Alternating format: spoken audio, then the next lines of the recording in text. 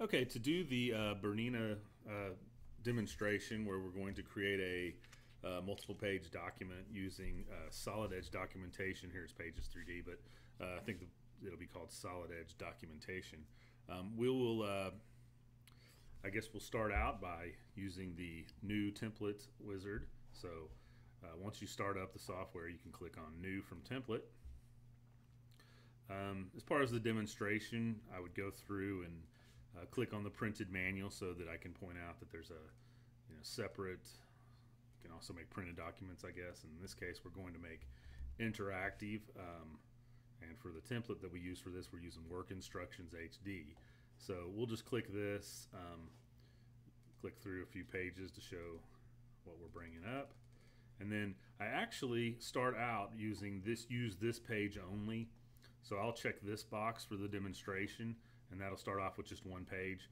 If you don't, then you'll get all 6 of these pages ready to go, and you'll have to delete some as you go through it. So I think the demo goes a little better if you just use this page only and you pick the first page. Then we'll browse to find the model, and let's see, we should have a ST10 model now. Exported.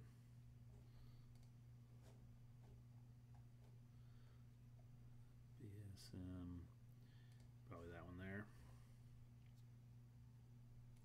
Okay. And then we click Finish once we select the model. That's the model that was exported from Solid Edge. You'll probably want to start from a QSM file. Doing the demo, you probably won't want to wait on it to export. It takes a little while.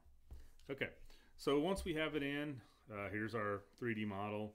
We can use the mouse to rotate, pan, and zoom it. So left mouse again rotates, right mouse zooms, center mouse will pan around.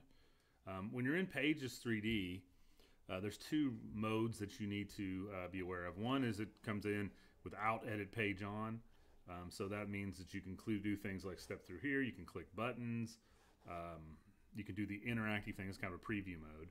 If you go to edit page mode, then you're able to click on the different areas here.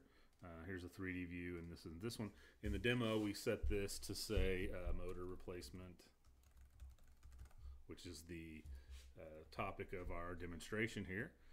And then after we've done that, we will go and create some illustrations for this page. So we can go back and forth with edit page mode using the button. Another way is to click on a 3D view. You can double click and it'll toggle that moding. So you'll probably do that quite a bit. So for the first illustration, let's set up, and let's click home, get a nice good view here.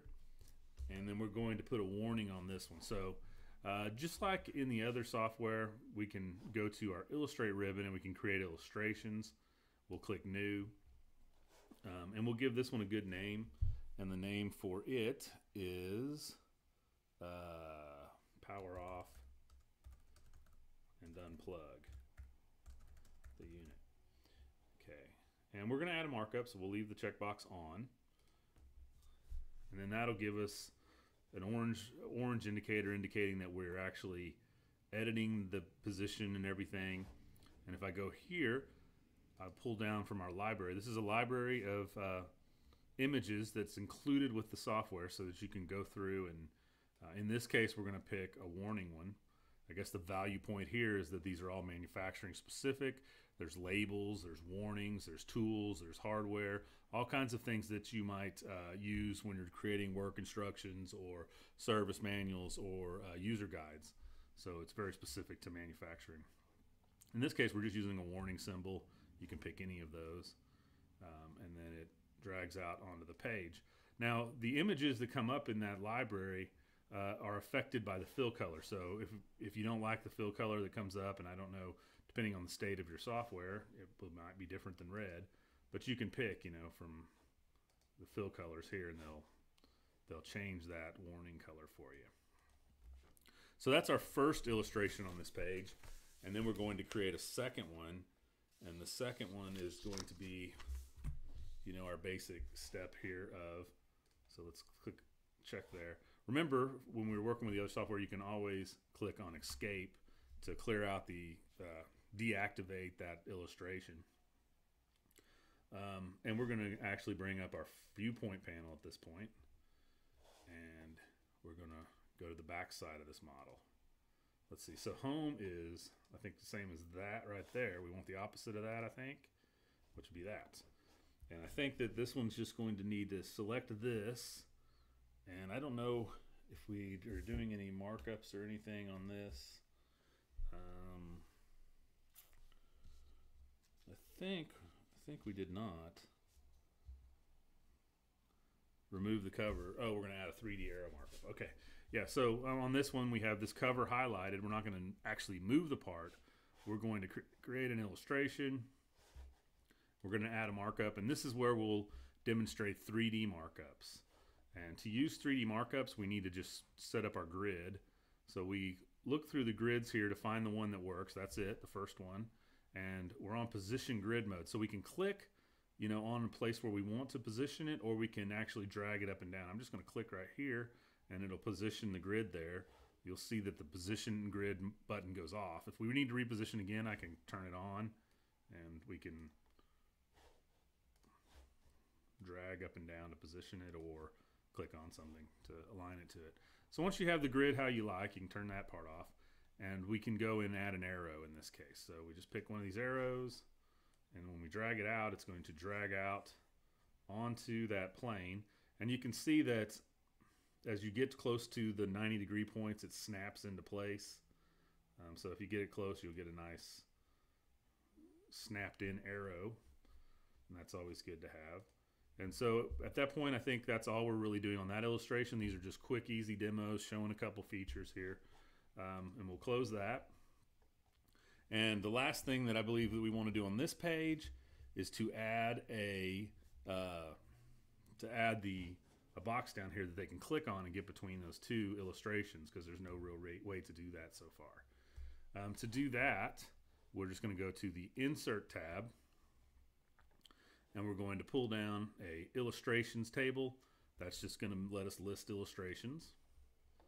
And then we will place this here. And interacting, we're going to interact with, here's 3D3, that's the view.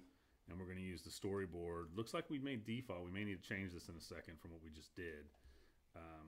Yeah, that has way too many. That's not all the illustrations we want.